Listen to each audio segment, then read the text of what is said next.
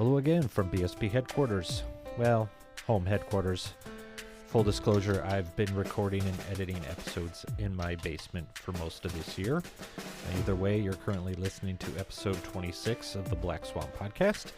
This is where we've been giving you a chance to eavesdrop on conversations with Black Swamp artists and educators and throwing in some bonus content here and there. As always, feel free to subscribe wherever you listen to podcasts and help spread the word to friends and colleagues. There's a lot of great podcast content out there, whether you're into sports, history, current events, politics, whatever. So we really appreciate you tuning into our series. If you have time and listen through Apple Podcasts, drop us a rating. The more stars, the better, as always. And you can also let other percussion lovers know about our show, as this all helps get our little podcast out to more potential listeners like yourself. So it's no secret that 2020 has been a difficult year for countless businesses, families, and individuals around the world. Despite the struggles and sacrifices we've experienced as a company, we feel blessed to still be together and operating as a BSP family. Special thanks to our extended BSP fam, that's you. Your continued support and encouragement has kept us hopeful and motivated, meaning more this past year than any other.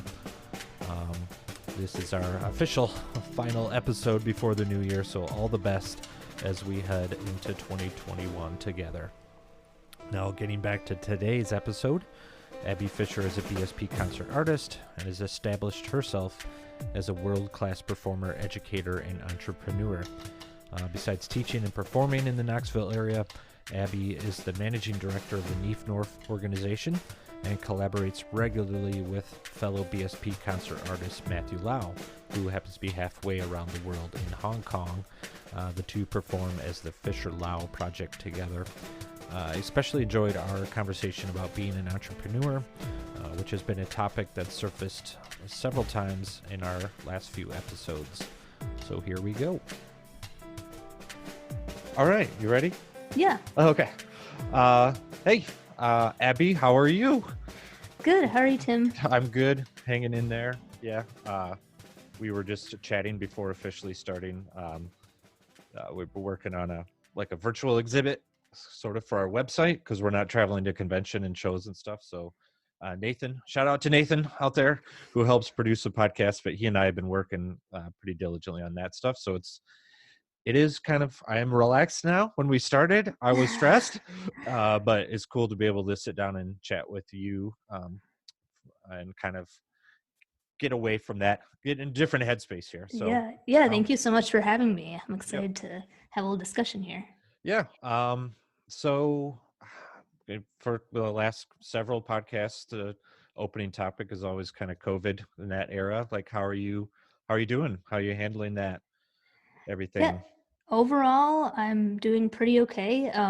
I feel like I'm lucky that I live where I do based on, the weather really. And I've been able to, and location, I've been able to, take a lot of hikes this summer. And so I feel like, I'm not having to stay in like a small apartment. People in New York City don't have a lot of options in terms of maybe getting out and about to, Right. Outdoor locations. And so I live in Knoxville, Tennessee, and we have the Smoky Mountains here.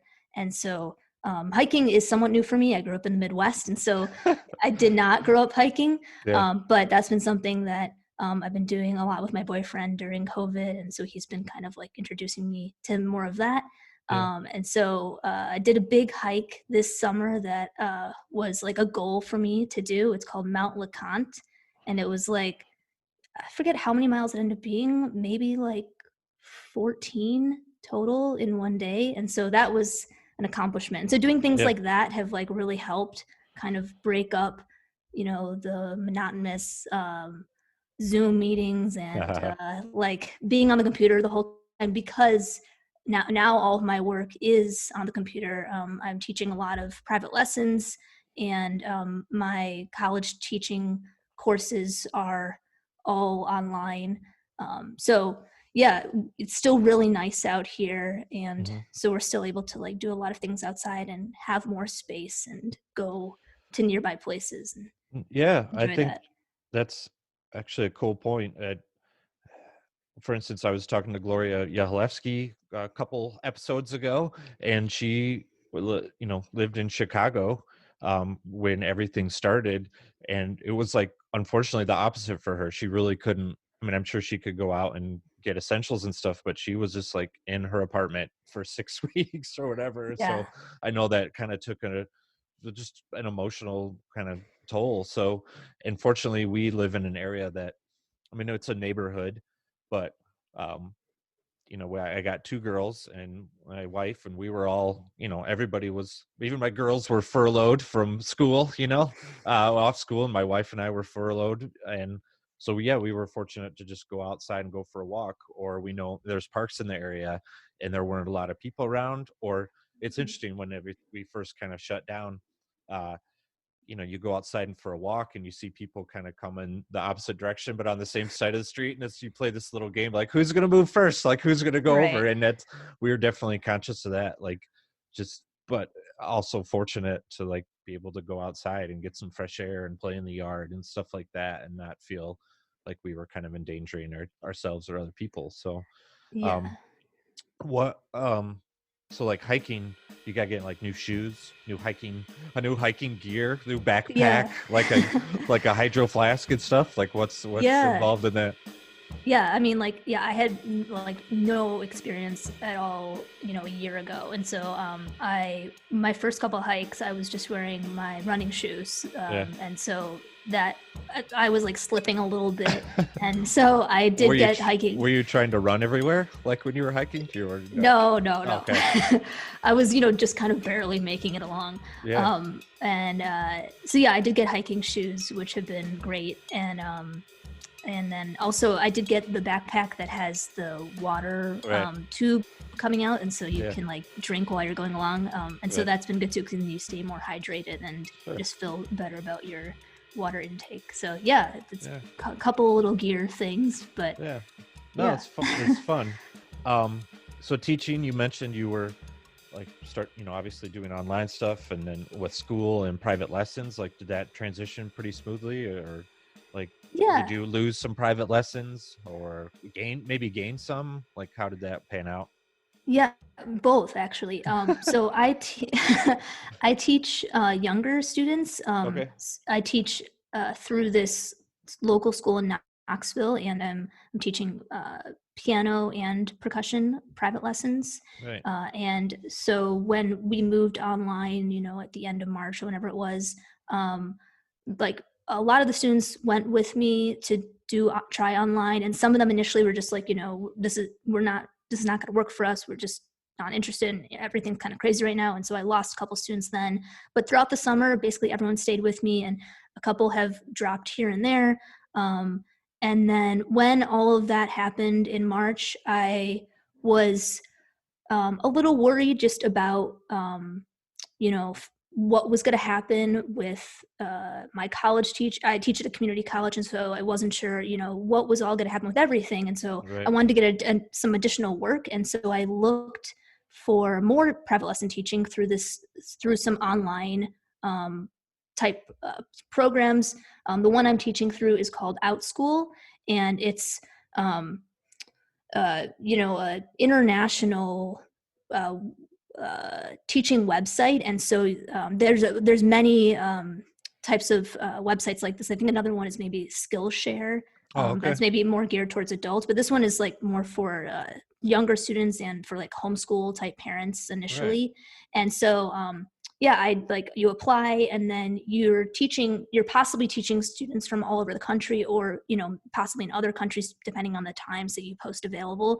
And Right. so yeah, it was just a good way for me to kind of get some more students in to my schedule. And so I've been doing that as well since March. And so I just post up what times I have available, and then I'm just teaching them through Zoom, just like I would teach the students I have in Knoxville. Right. So that's been kind of the additional students that I've gotten Yeah. recently.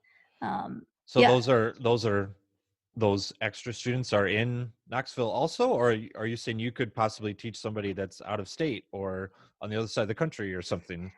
Yeah, That and yeah, all those students through this other teaching website are they're not in Knoxville, except we don't usually say like where we live. Oh, okay. They don't have to tell me, you know, I Yeah. don't have to tell them. But one of them I actually found out moved closer to where I live just by happenstance. They were like, oh, we're moving this week and this is where we're moving to. Yeah. But yeah, they're all over the country. Yeah.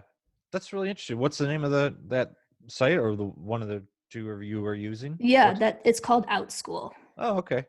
Yeah, that is totally new to me. That, I mean, why not? Like, the digital age, and like now everybody's used to using Zoom. Like, why would you not, you know, like search out private instruction online and potentially somebody that's across the country? Like are these students that were possibly familiar with you, or like knew about you, or they just like read your bio online and they're like, oh, this sounds cool. I need to take some private lessons. So Abby Fisher sounds like an awesome person. I'm going to study with her right now. Exactly. Yeah, the latter. So it's also more younger students, and so their parents are, you know, trying to find activity for them, or they come into this website, you know, like I'm looking for music lessons or piano lessons or percussion lessons, and so they then search for that and they find me, and other people can give me reviews, and so you get some good reviews and that builds up your profile. And so I was sort of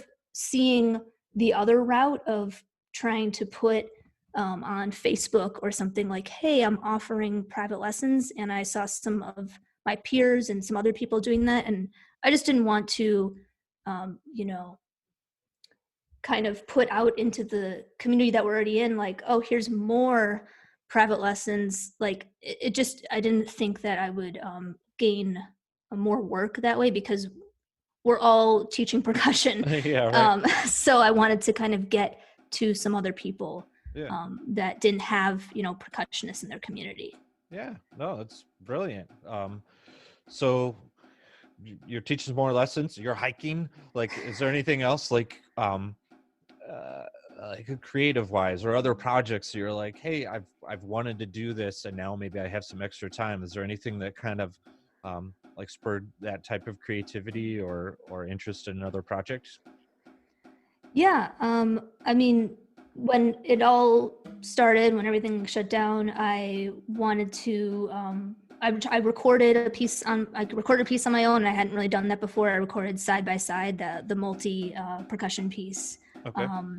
And that was an experience, and I'm not skilled or knowledgeable in recording, and so I got some help from some friends. So I worked through that process, and you know, got some help from some friends, and got that piece together up on YouTube. And then also Matt and I, we like sort of distance duoed together, and we recorded some additional pieces with you know, I would record my part and you'd record his part, and we'd like put them together, and so that was fun. And it was really great to have that to work on and work towards, especially in the beginning when it's like, you know, what's going on, when is this going to be over? And obviously we still don't know, but you know, I just like wanted something to work on each week, and like to kind of like give to Matt and him to give to me, and have that feeling of community and musicianship with each other. No, it's smart. I mean, I'm sure I've mentioned on the podcast before, like talking to people about I have zero recording experience, and so this was like really like learning, like we were talking before we officially started recording, like figuring out Zoom and like and mics and stuff like that. And then, you know, I bought drum mics for myself for my house. Like, it's something I wanted to do, and I bought a decent interface. And fortunately, like Jamel back at the shop and Nathan, who I mentioned earlier, I think like they're more, you know, and kind of in tune with recording and mics and electronics and everything. So they kind of helped me figure out where to plug them in, you know, and how to get sound and from, you know, my drum set into the computer and then back out into my headphones or whatever. So, and I had a few kind of small projects. One at church, you know, we were trying to do some like collaborations and stuff, like from home, different musicians. And then my brother-in-law is a guitar player, and so we were trying to collaborate a little bit. And then and then that's when I was not really working. I mean, I was basically working from home, but just on a limited basis because we couldn't go in and manufacture anything. So I was doing what I could from home, and then just kind of setting up mics and playing and doing stuff. And then as we transitioned back into the shop and manufacturing, that's kind of taken a little sidecar there, but it's fine. It's at least now I have the knowledge and like, okay, it's something that I could do. Yeah. And if I, when my girls are older and don't want to hang out with me so much, then I have something to fall back on maybe. Right. So, You got started, like yeah. the Oh yeah. wheels started to turn on that. Yeah, for sure. So, um, yeah. So before we get too much further, I guess, I mean, you mentioned Matt. I definitely want to kind of talk about your project together for sure, Lau. Um, uh, Neif-Norf, which you're heavily involved in, and then of course your kind of your other activities. But before we do that, like, can you just sort of give me a bird's eye view of how you got started, like where you're from? You mentioned earlier being from the Midwest, like, so kind of where you grew up, how you got involved in music. You teach piano lessons, so obviously you have some experience there playing piano. So yeah, can you talk a little bit about the early years of Abby Fisher? Yeah. Yeah, I'm from the Chicago suburbs, Oh, and uh, 30 to 45 minutes outside of Chicago. Um, Grew up playing piano, started when I was 5, and my dad would not let me and my sister quit. That was not going to happen. So right. we played through high school. And I was never like an incredible pianist, but definitely that's what helped me read music. I've always been able to kind of read, and I think that's what helped with playing marimba. Like, people, the mallets are down here and you have to have your eyes up here, so that Right. really helped, having that piano background. And I got into percussion just through the band program in 5th grade, and soon after had my first private lesson with a local percussionist in town, Joe Ludwig, not related to the drum company, but Unrelated. Okay. unrelated, but a really great percussionist. He had done a lot of like shows. I think he had traveled with some Broadway shows, and he was then playing at this. We had a Marriott hotel that had a theater that did musicals, and so Oh, he sure. was the guy that always did the drum set parts for the musicals. And so initially I was like, wow, I want to follow in Joe's footsteps and Right. be a Broadway musician. So that was the initial thought. The attraction. Yeah, sure. Yeah. And the summer, maybe in junior year of high school, I went to Birch Creek for the symphony section. It wasn't the percussion part, but the symphony section. And it kind of hit me that you could play music all day, and that like could be a job, and that could be my life perhaps. Yeah. And that was when I decided that I wanted to go to school for percussion, and I So started you were in playing. high school then? Yeah, I was in high school, Oh, okay. and yeah, it probably wasn't until my junior year that I was like, okay, well, like, let's start working on an audition and figuring all this stuff out. Right. And yeah, I hadn't really played a lot of four mallets, and yeah, I was kind of green to all of it, and really like insanely thankful to Dane Richardson that that he accepted me into the program at Lawrence. And going to Lawrence was one of the best things that I've done. Like, just a really, really hard program that pushed me so much, but I learned so much from Dane. And yeah, so then went to Lawrence, studied there, and from there ended up going to living in Toronto for a year. Oh, okay. Yeah, I didn't know that. Yeah, So, and studied with Beverly Johnston. mhm. For mainly took lessons with her there.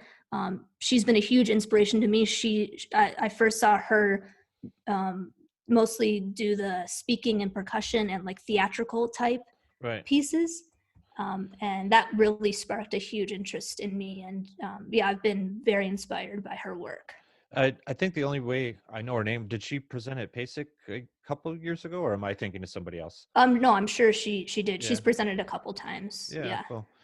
Um, so that's it's more like you were saying, uh, like speaking and percussion, or more like kind of theater, not theater like musical theater, but like kind of theatric percussion somehow. Yeah, Or what? yeah, How both. would? Yeah, I would say theatrical percussion, Yeah. and Is that a thing? Did I just make that up, or is that a no, term? that's a thing. That's a term. Okay. To the earth, mother of all, I will sing the well established,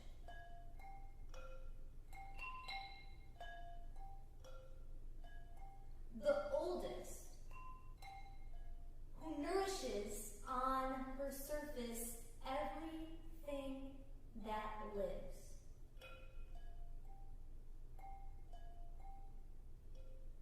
Those things that walk upon the holy ground, and those that swim in the sea, and those that fly.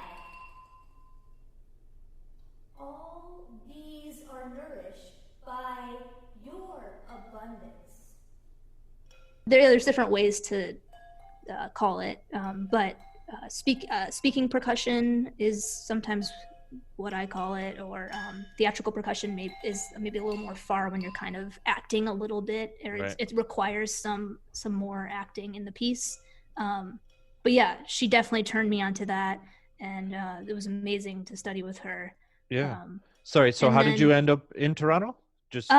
yeah, I started my master's there. Oh, okay. So that was the trajectory from Lawrence to Right. Toronto, and then I moved to New York after Toronto, and was at NYU for that's where I finished my master's at NYU. Right. And then from there I went to Stony Brook. Whew. Yeah, no, it's exciting, and not afraid to move around at all either. Like how did that kind of, like, how do you figure out, okay, I want to go to NYU, like from Lawrence to Toronto? Like you went to Toronto specifically to study with Beverly then? Mm-hmm.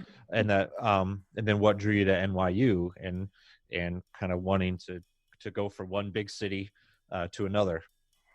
I had always wanted to live in New York. That's a dream for a lot of musicians, I think, to right. Experience that and see what it's all about. I think initially I was drawn to the Broadway aspect of it, and I had gone to they have a Broadway music seminar, and I'd done that when I was younger. Right. But by that point, I think I was kind of not so much going on that path. Yeah, I had decided that Toronto wasn't exactly for me. I didn't totally love living in that city. It just at that point in my life, it wasn't the right vibe. Sure. And yeah, so I had previously auditioned in for the NYU program, and so I was able to move into that program to finish up my master's. And I studied with James Saporito. He's one of the percussionists for the New York City Ballet. Okay. And also another amazing experience of studying with Valerie Naranjo. Right. She's with obviously Saturday Night Live, right. And she wrote the book for the percussion for Lion King, and just incredible musician overall. Yeah. And Jonathan Haas is there, and so yeah, just wanting to have some more of those experiences, and living in New York was another big draw, and getting all of the experiences of what that has to offer. Yeah, cool. Is that where you met Matt then, or did you meet Matt at Stony Brook? Okay. Yeah, I think he had already finished up his degree, or he was getting like an artistic diploma or something like that. Right.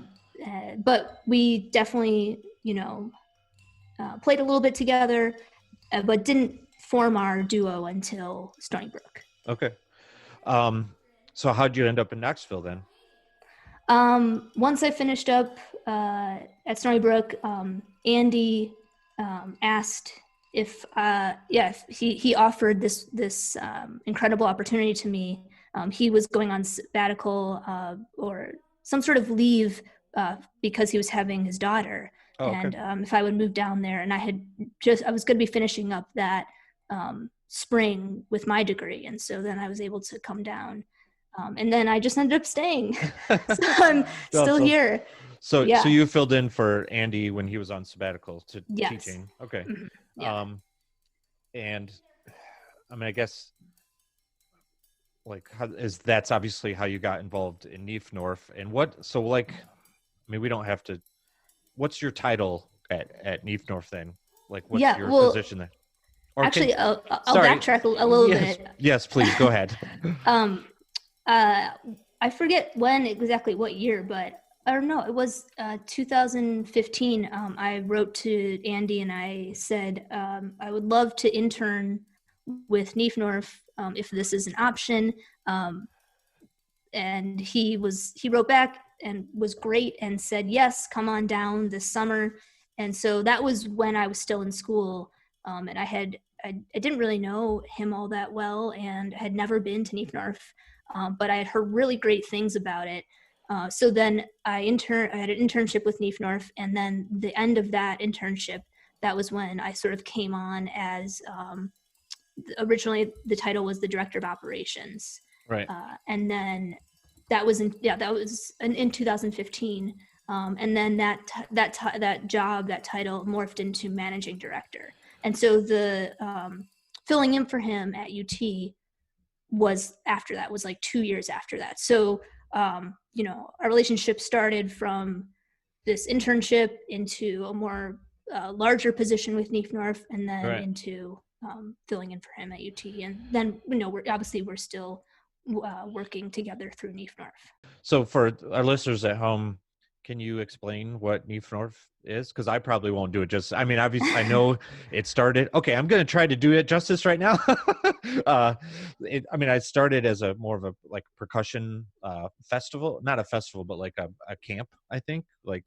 And then quickly grew just from knowing Andy and knowing how he operates. Quickly grew to like encompass other instrumentalists, and then composition and collaboration, stuff like that. Can you kind of explain more fully what Neif-Norf is then? Yeah, that's definitely part of it.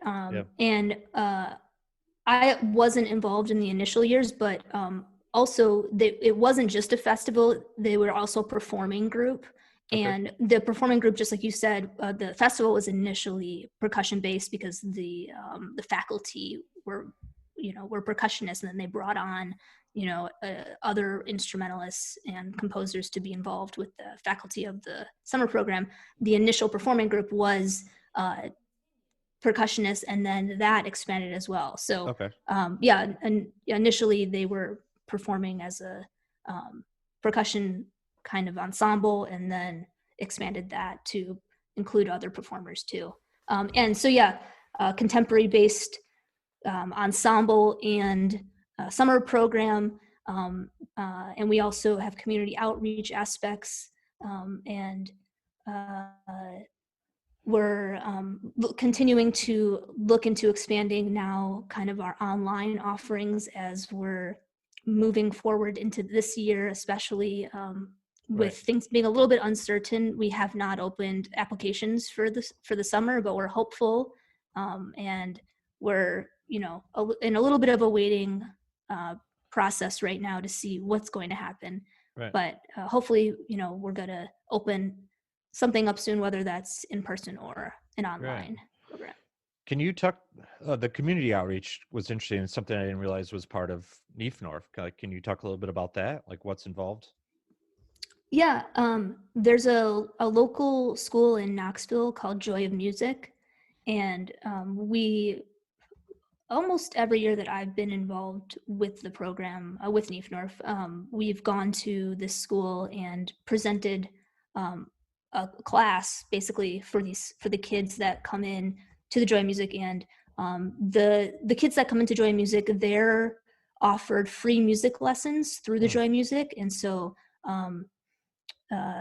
they're offered free music lessons like throughout the year. It's just part of what the Joy of Music offers. And so then we're coming and we're offering, additional a free kind of session talking about the kind of music that Neif-Norf puts on. And we specifically talked about, forgetting the word, Music, escaping drums, me. percussion, xylophones, guiros. Am I making it worse right now? all of those things. There's the scores that are drawn out. Oh, okay.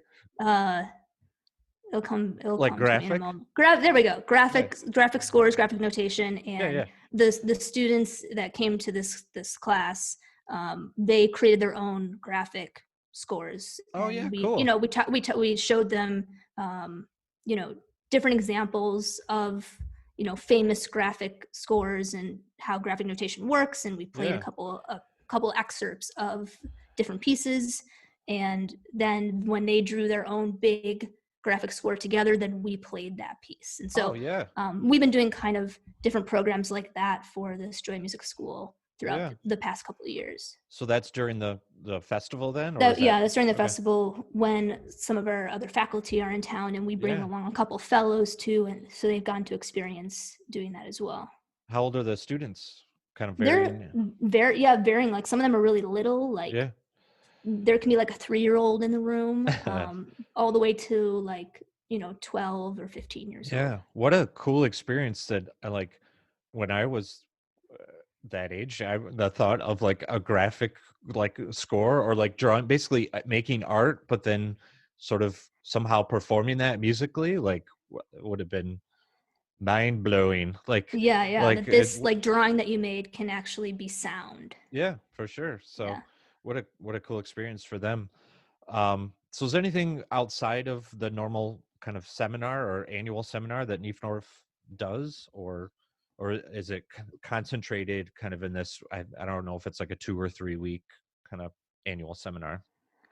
I mean, definitely the summer festival, the 2-week-long summer festival is our main event for the year. But we, as an ensemble, we, have been trying to perform various times throughout the year. Another event that we have that is more community based has been Unsilent Night, and that has been like a Knoxville community based event that happens in it's not just a Neif-Norf thing. It's this piece that was written by Phil Klein, and it happens in various parts throughout the country, I think even throughout the world. You get a group together, and so it can be musicians, non-musicians, anyone that wants to do it, and you're all playing different tracks, different like recordings that all fit together, and you're walking throughout the downtown or wherever part of the wherever location that you want to meet up with the people in your town, and you're playing these this music, these different tracks from boom boxes, from speakers, even you can do it from your iPhone if you need to, and it's creating all of this sound, all of this noise throughout the streets. And so then you walk in like a clump together, and you're being silent, but you're holding the speaker. And I see. And we've done that every year, and it's really great, and we're always trying to get more and more people to join us. Is that something that the public's involved in, or is it largely like musicians or like new music aficionados like yourself? It has been more. I mean, we want everyone to be involved. So more and more each year, we've been getting more community members who find out about it through us advertising that this is an event to join in. All you need to do is hold a speaker, hold a boombox, so you don't need any musical skills. Right. So yeah, it is a great event for the community and just the public at large. Yeah. Is there a fair amount of participation in it? It just seems like an interesting project for kind of a city. There has been. It kind of varies each year depending on like the temperature and the weather. Sure. So if it's like kind of like rainy, which it can be in Knoxville in the winter, then less people are going to come out. But there has been years where it's been really great. Cool. So I mean, you're working with, you're very active in Neif-Norf. Obviously, you're you have your own teaching and lessons going. You're collaborating with Matt Fisher Lau. Like, can you kind of, one of the main things I wanted to talk about was like that entrepreneurship. Is that another word I made up? Or is it I think entrepreneurism? Are you an sounds real. an entrepreneurialite? Basically, like kind of like you've built a career like of sort of directing or managing ensembles, like performing and teaching. And is there anything you can kind of talk about of how, maybe not how that transpired, or what kind of like you have to think through when you're doing that? Because obviously, I mean, well, going to school and learning to play and learning to teach is important, but also you have to have skills that are more entrepreneurial, I guess, or just how to be organized and have kind of these skills and habits that maybe translate to kind of bigger picture type stuff.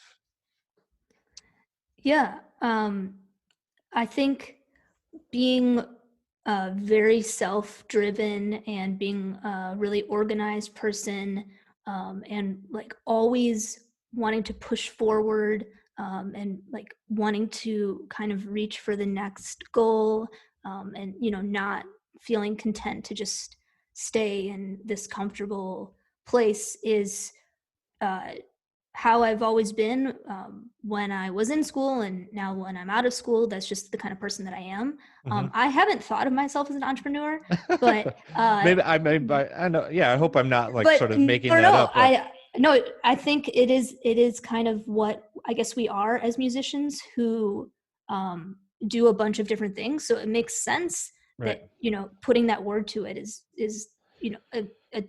totally makes sense. I just haven't really done that Yeah. because I do have a lot of different ways that I make money, and the income isn't just coming from this one job. So it's coming from a couple different places, and so to Sure. organize all of that and to stay on track, and then to also keep pushing in creatively, and a lot of times the creative part of it is not what is making the money, but that's the part that you want to also keep striving for, Right. and keeping all of that organized and moving forward in a way that makes sense is can be a struggle for a lot of people, including myself. Yeah. um, Oh, yeah, no, I'm right there with you. We love our Google Docs at work. It's kind of a running joke of ours. Like, we have Google Docs for our Google Docs sometimes, and um, but yeah, it is kind of similar even in manufacturing. I mean, we are a team of trained percussionists and musicians, and um, so we like to perform and we like to create, but yet we're also trained woodworkers, and also we don't have, what we're not is trained businessmen. So we have people, we have a financial advisor and we have a bookkeeper that have really kind of locked those things in for us over the last 10 plus years. But so there's still this kind of creative aspect to our team, like Jamel, with our VP of operations, and then myself, and obviously Eric, who's the founder and president. Like we have, especially Eric, have these crazy like creative ideas, and even some other members of the team like Kyle and Nathan, like they'll bring stuff to us, be like, hey, can we do this? And so we have to like kind of figure out, we have to organize those things and be like, okay, what's kind of valid, what fits inside of our the kind of the scope of our company, like what's too far outside maybe, or what isn't really going to make money. Like, unfortunately, that's something we have to think about. So we'll kind of pointing ourselves in these different directions where we have a creative outlet, but also, fits inside our manufacturing capabilities, and also fits inside our economic capabilities, like what's feasible financially. So, yeah, it's interesting to hear like that, like on the more performing and teaching and kind of administrative world, it's very similar. Like, you're trying to balance your creativity with also, how am I bringing in uh, money? How am I making money? How am I sort of supporting myself? So what yeah. um I mean, I didn't take business marketing classes, and that's what I'm doing pretty much every day. Like, did you take any type of business class in school, or did you have any training, or is it on the job? Yeah, I mean, yeah, almost entirely on the job. And that's something that I, really wish that had been more a part of a performance degree or three Sure. performances degrees that I had. Yeah. And I'm hopeful that that is going to become more a part of what university students who are getting performance degrees have to go through now. And I Yeah. think a lot of, the professors that we're friends with are thinking about these things and are, even if it's not part of the degree, they're implementing some of these ideas into their programs, which is Right. great. I think I took some music business class and it was like, let's make business cards, and like this is what the top of your resume can look like. Yeah. And it was just like stuff that you know anyone could figure out, and it wasn't actually like business tools Yeah. Sure. and things that could really help someone out once they leave the school bubble. Right. But I have been doing some Zoom classes this semester, obviously instead of going out to some colleges and universities. And I've been talking to students about different skill sets that they can think about, building up now while they're in school, and Right. different opportunities that they can take while they're in school, and sort of moving to once they leave school, just based on my experiences that I've gone through. Yeah. Whether that's as simple as, really striving to get that teaching assistant position so that you gain that experience, making sure that you go to a grad program or a DMA program that has teaching assistantships, because some of them don't and some of them do. Hmm. And that's kind of a simple one, but also like apply for to present at different conferences while you're still in school. Like, don't wait to do those kind of things once you're out of school. Like, start to get outside of the school bubble Right.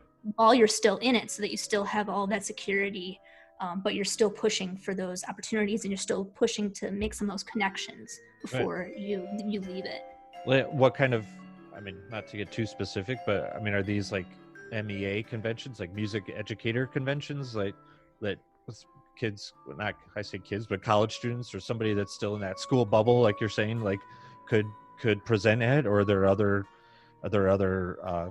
conventions or festivals and stuff? Like, where would you kind of suggest? Yeah, I think definitely those that you just mentioned. Even like starting, if someone has never applied for anything and it's just so overwhelming, even just a day of percussion, Mm-hmm. and the local day of percussion, and starting out really small and developing some sort of like masterclass idea that they would do for that. Yeah. Or developing some sort of community workshop class that could eventually lead to something larger that they could apply to present at something. But just sort of creating something that isn't for a school project, that could turn into something larger, I think is important, and kind of more of the opportunities that I wish I had started to work on when I was maybe still an undergrad. You're right. And I had definitely started doing those things later in my later degrees, but there's no reason why students can't start to think about their future earlier on. Yeah, no, I think it's a really good point. I mean, I have 2 performance degrees myself, and I never, like I mentioned, I never took a business or marketing class. And the reason I'm working at Black Swamp now is because Eric, I'm on the, we're on the west side of Michigan, so the Lake Michigan Lakeshore, and I was going to school on that side of the state, and Eric kind of moved over there and was growing the business on that side of the state, and was like, I need somebody to help. And he went, he knew who my professor was from playing together, and I just got suggested as somebody literally come in 4 or 5 hours a week and assemble tambourines or assemble castanets or package stuff or whatever. And it just kind of went from there. And when I was going to grad school at the University of Akron, I kept in touch with Eric, and he basically asked me to come back and work full time. And it was like, oh, okay. Like, what am I going to do? He's like, well, we're a manufacturer, so you'll keep doing that. But we need to start working with our customers, our dealer base more, and work on marketing. So basically that's stuff that I gradually took on as the business grew, like building artist relation program. And I don't know if you've heard of Facebook and Instagram. They're kind of popular now. They're all, building those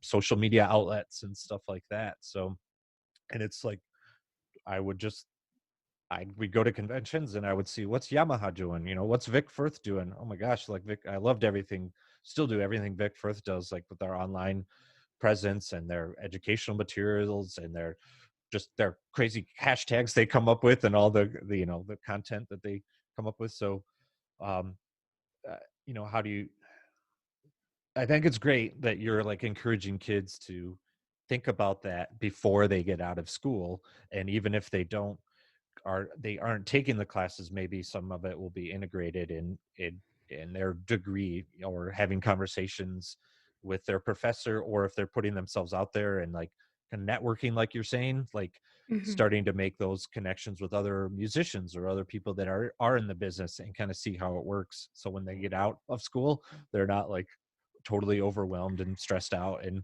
um, so yeah, and so those are classes that you're presenting now, are available to present to schools and universities.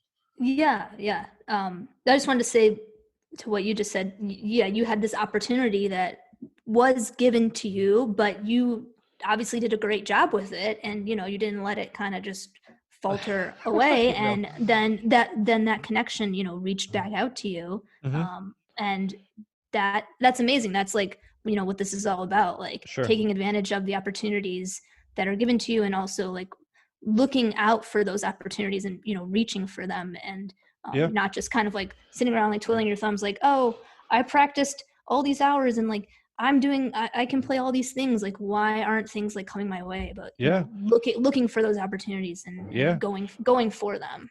I had another recent conversation with MB Gordy, who's a uh, like a session percussionist and musician out in Hollywood, like California, does a lot of movie and TV, like film scores and stuff.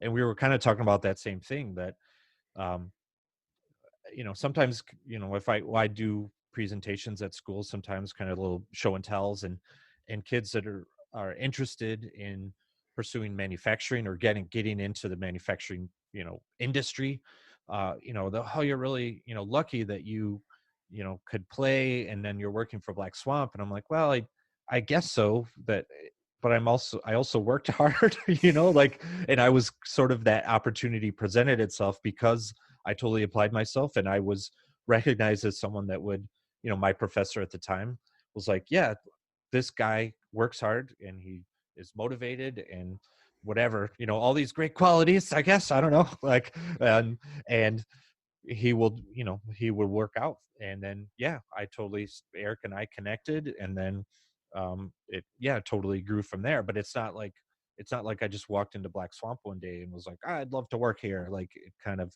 morphed into this position. And so yeah, you actually, MB had this really awesome story about Patrick Swayze, and making not basically making your own luck. But you can listen back to that. Everybody at home, listen back to that awesome Patrick Swayze story. Um, okay, so entrepreneurship.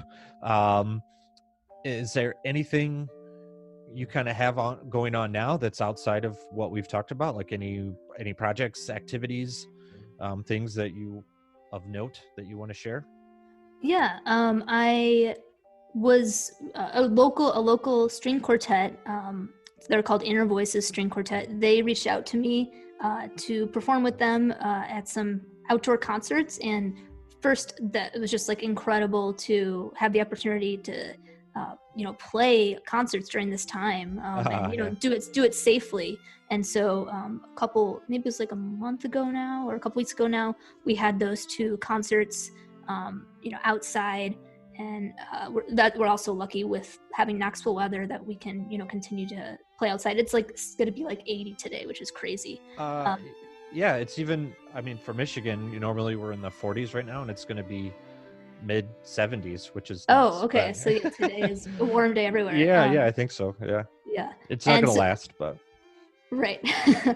But we're gonna record this. I'm gonna record the piece that I played with them. It's called First in Flight. The composer is Dosia McKay, and she's actually a local Knoxville composer as well, which is great.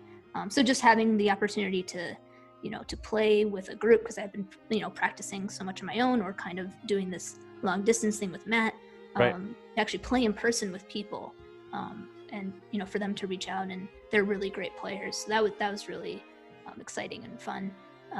And then I've also just been working on a couple new pieces myself. Two of them, Purity by Molly Joyce is a brand new vibraphone piece that Molly wrote. And then Remember Marimba, which is kind of hard to say, Remember Marimba. Entrepreneurship with Remember. Yeah, by Erilyn Wallen, is a marimba piece. And so those are two new pieces I was kind of working on this summer, and Yeah. hopefully I'll record them this year. That's kind of a goal for me to record these new pieces, but also kind of figure out the whole recording process again. To relearn. Well, to Yeah. continue working on my Yeah. recording. Yeah. So this is, would be released kind of piece by piece, or are you Just working on? just YouTube videos. It is looking ahead. It is a kind of a dream or wish list, bucket list to release a record, a whole record. Mhm. But that is not set and kind of up in the air on what Yeah, would actually be on that. So sure. yeah. No, fun. I mean, it's great. You're these opportunities are kind of popping up again. So yeah, I'm happy to hear that. Um, One thing I might be springing on you a little bit is, um, which as far as diversity is concerned, and obviously being a female in the industry. I mean, are there any? Uh, is there anything that you could comment on for like females working, young percussionists in the working their way into the industry? Like, is there any um, anything you thought would be interesting to share or worth kind of commenting on as far as diversity is concerned? I mean, I'm not looking for specific challenges or axes to grind or anything like that, but just maybe some encouragement or like thoughts or comments there. Yeah, I think when I was Oops. going through my undergrad, I I was one of the few the few female percussionists in my studio, but there were a couple around, and so that was great that I wasn't alone. Right. But I think less so than being a woman. It was just I wasn't as confident in my own abilities, and I needed to gain more confidence in myself and Sure. in my playing.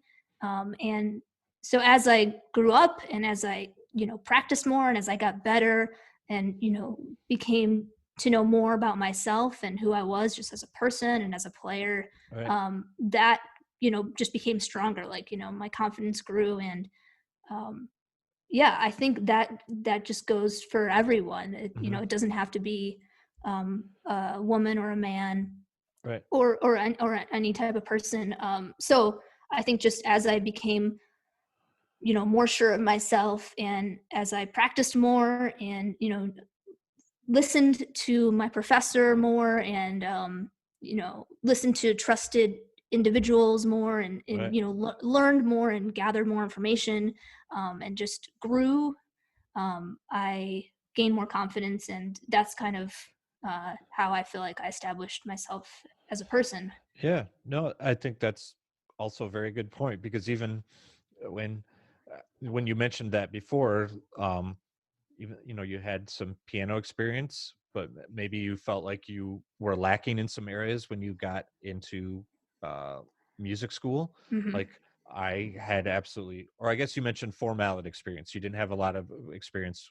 I barely had experience with 2 mallets, to be honest. Like when I when I got into undergrad, uh, I had a lot of drumline experience. I played a lot of timpani in high school. Snare drum accessory stuff. I was pretty confident on, but back when I was a kid, in high school, all we really had to learn were some scales and maybe learn the Star Spangled Banner or something, something, God Bless America on the bells, whatever. Like Yeah. we didn't, there wasn't a lot of expectation when I was in high school to play mallets. And I mean, even at that time, most of the stronger mallet players were women. So I think there was sort of like, uh, there may be some implicit bias there, like, oh well, I'm a guy, I'm a boy, so I'm going to gravitate towards things that I can hit loudly or Right. play loudly or whatever. So when I got into school, music school, like, oh my gosh, I felt so far behind, like just learning scales and 2 mallet stuff and Yellow After the Rain and then getting into rhythm song, like learning how to hold mallets, 4 mallets and stuff. So um uh yeah, it took me a long while to gain any type of confidence like playing mallet stuff. So yeah, just sort of that constant practice and performing, and then being around when I got into graduate school, just being around undergrads that could play circles around me, like play ballad, stuff or circles around me. So that was very like kind of motivating too, to kind of keep Mhm. pushing myself and growing.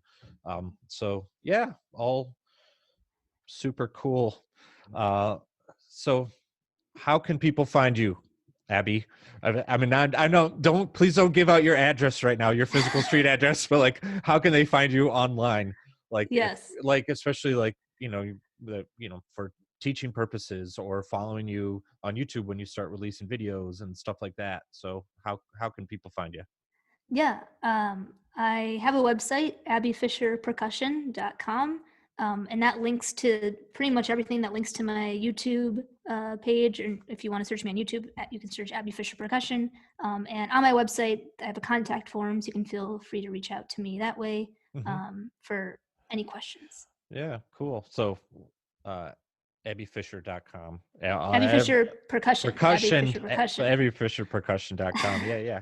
Awesome. Well, I appreciate you taking some time to have a conversation. I always say this almost every time, like, I always learn new things about our artists and educators when we have these conversations. So I always appreciate that, and thanks for the support. You and Matt specifically are like um, doing awesome things and have been really generous with like providing content and collaborating on stuff with us. So I really appreciate that, and then good luck with everything else you have going on, and just keep us up to date.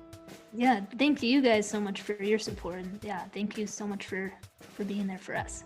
Yeah, cool. So we'll talk soon. Yep. Thank you. Yep. This has been a BSP production, recorded and produced out of the Black Swamp Percussion facilities in Zeeland, Michigan. Audio and production assistance by Nathan Coles. Intro and outro music by Adam Hopper. Music sprinkled throughout the episode was performed by Abby Fisher.